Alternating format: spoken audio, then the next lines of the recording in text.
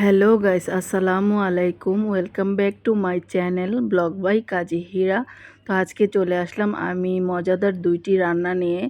আজকে ফার্স্ট রান্নাটি থাকছে হলো দেশি চিংড়ি মাছ দিয়ে পুঁইশাক রান্না, আর দ্বিতীয়টি থাকছে হলো মাছের যে পেটি হয়, ডিম পেটি, সেটাকে আমি ভাজি করব একদম মজাদারভাবে। সেটাই আজকে তোমাদের সাথে শেয়ার করতে চলে আসলাম বন্ধুরা। তো এই যে এখানে আমি পেঁয়াজ দিয়ে দিয়েছি, কিন্তু একটি প্যান বসিয়ে দিয়েছি, সেখানে আমি পেঁয়াজটাকে একটু ভেজে নিচ্ছি। পেঁয়াজটাকে ভেজে তারপর এখানে আমি যে চিংড়ি মাছগুলো ধুয়ে রেখেছিলাম কেটে, সেগুলোকে আমি এখানে দিয়ে দিচ্ছি।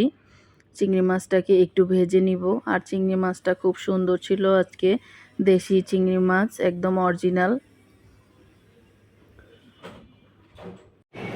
আর এই দেশি চিংড়িটা কিন্তু অল্প একটু ব্যবহার করলেই তরকারিটা খুব সুন্দর ঘ্রাণ হয়ে যায়। আর আজকে দেশি চিংড়ি মাছ দিয়ে একদম দেশি যে চালের পুঁইশাক আছে লাল লাল, সেটাকে আজকে রান্না করব। আর এখানে দিয়ে দিলাম আমি কিছুটা কাঁচা মরিচ, মাঝখান দিয়ে কেটে দিয়েছি যেন ঝালটা উঠে আসে। আর এখন আমি এখানে বাদবাকি মশলাগুলো দিয়ে দেব। রান্নাটা খুবই সাধারণ হলেও রান্নাটা পুরোটা দেখতে থাকুন, পেয়ে যাবেন অনেকগুলো টিপস অ্যান্ড ট্রিক্স।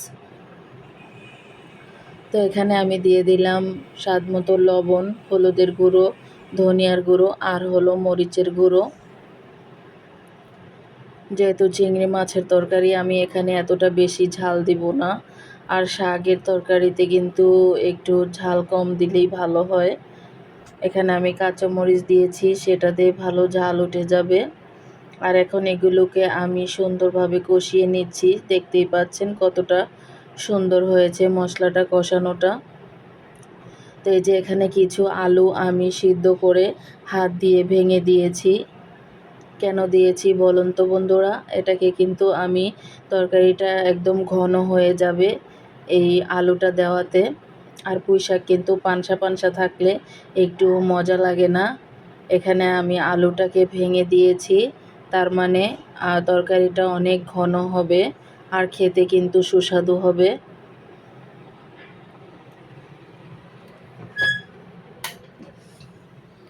তো এই যে এখন আমি ঢাকনা দিয়ে ঢেকে কিছুক্ষণ কষিয়ে নিয়েছি। এখন আমি যে শাকগুলোকে কেটে ধুয়ে রেখেছিলাম, দেখতেই পাচ্ছেন লাল পুঁইশাক। এই পুঁইশাকটা যেভাবে রান্না করি না কেন, খেতে কিন্তু বেশ মজা লাগে। তো এখন এগুলোকে আমি সবগুলোকে দিয়ে দিচ্ছি। দিয়ে একদম আমি ঢাকনা দিয়ে ঢেকে দিলাম। এখন আমি এটাকে নাড়াচাড়া দেব না। এই যে এটা মিশে গিয়েছে, এখন আমি এটাকে নাড়াচাড়া দিয়ে মিশিয়ে দেব।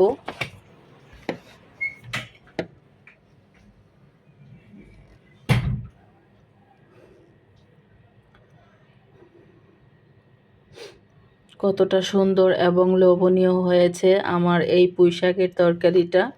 আমি আরেকটু ঢাকনা দিয়ে ঢেকে দেব, কারণ পুঁইশাকের ডাঁটাটা আরেকটু সিদ্ধ হওয়া লাগবে। তো এই যে আমার তরকারিটা একদম পারফেক্টভাবে হয়ে গিয়েছে। আমি এখানে পানিটা একদম শুকিয়ে গিয়েছে, তার জন্য সামান্য একটু পানি দিয়েছি ঝোলের জন্য, যেন একটু মাখা মাখা থাকে। আর এই তরকারিটাতে কিন্তু বেশি ঝোল দেওয়া যাবে না। এভাবেই এই তরকারিটা আসল টেস্ট আপনারা পেয়ে যাবেন। আমি যেভাবে দেখিয়েছি একদিন এভাবে রান্না করে দেখবেন, সবাই কিন্তু একদম আঙুল চেটেপুটে খেয়ে নেবে। তো এই তো আমার এই যে ধনিয়া পাতা দিয়ে দিলাম, আমার তরকারিটা একদম রেডি হয়ে গিয়েছে। আমি ভালো করে নেড়ে চেড়ে ধনিয়া পাতাটা মিশিয়ে দিচ্ছি।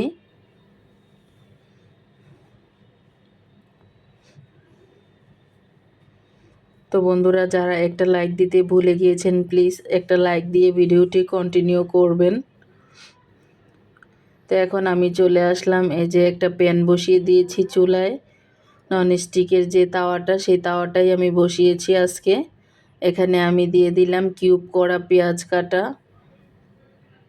এই কিউব করা পেঁয়াজটা দিয়ে কিন্তু আপনারা মাছের পেটি অথবা ডিম ভাজি করলে এটা খুব মজা হবে।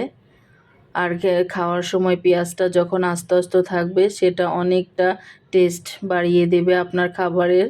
তো এখানে আমি লবণ, হলুদের গুঁড়ো আর ধনিয়ার গুঁড়ো দিলাম কাঁচামরিচ। এগুলোকে আমি একটু ভেজে এখন আমি যে ছোট একটা চালনিতে এগুলোকে ধুয়ে রেখেছিলাম, একদম ভালো করে নেড়েচেড়ে ধুয়ে নিয়েছি যেন কোনো ময়লা না থাকে। আর এটা হলো কার্পু মাছের ভিতরে যেই তেল এবং হালকা ডিম হয় সেটাই। দুটো মাছের ভিতরে একটার ভিতরে তেল হয়েছে আর একটা হালকা ডিম হয়েছে, সেটাকে আমি এখন ভাজি করছি। আর আমার বাচ্চারা এই খাবারটা খুবই পছন্দ করে, তার জন্য আমি সবসময় চেষ্টা করি ওদেরকে মাছ আনলে মাছের পেটিটা এভাবে ভাজি করে দিতে। ওরা খুব মজা করে খেয়ে নিয়েছে। তো বন্ধুরা, আমার রান্নাগুলো যদি ভালো লেগে থাকে প্লিজ ফ্যামিলি এবং ফ্রেন্ডসদের সাথে শেয়ার করে দিতে ভুল করবেন না। আর একটি অনুরোধ আপনাদের কাছে, যারা একটি লাইক দিতে ভুলে গিয়েছেন প্লিজ একটি লাইক দিয়ে আমার ভিডিওটি কন্টিনিউ করবেন। আপনাদের একটি লাইক আমার ভিডিওটিকে পৌঁছে দেবে আরও হাজার দর্শকের কাছে।